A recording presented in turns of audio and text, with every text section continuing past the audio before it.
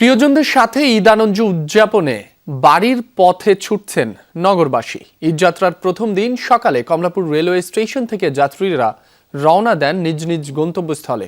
প্রতিটি প্ল্যাটফর্মে ঘরমুখো মানুষের পদচারণায় মুখর।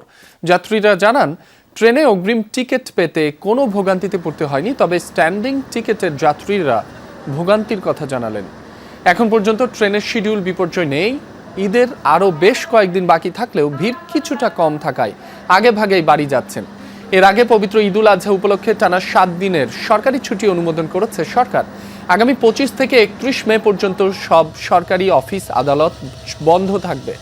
তবে ছুটির সমন্বয়ের কারণে আজ এবং আগামীকাল সরকারি দফতর খোলা রাখার সিদ্ধান্ত নেয় সরকার। যাব এখন ট্রেন কবে ছাড়বে এটা অপেক্ষায় আছি। অনেক ভালো, যেহেতু সবার সাথে অনেক দিন পরে দেখা। ঈদ মানেই তো আনন্দ, তো সব মিলে ভালো অনুভূতি। নিরাপদ আর কি, জার্নিটা আরামদায়ক, বাচ্চার কাছে যে নিয়ে যেতে সুবিধা হয় আর কি। সেই জন্য আমরা মনে করেন ট্রেনে যাত্রাটা বেশি যাতায়াত করি।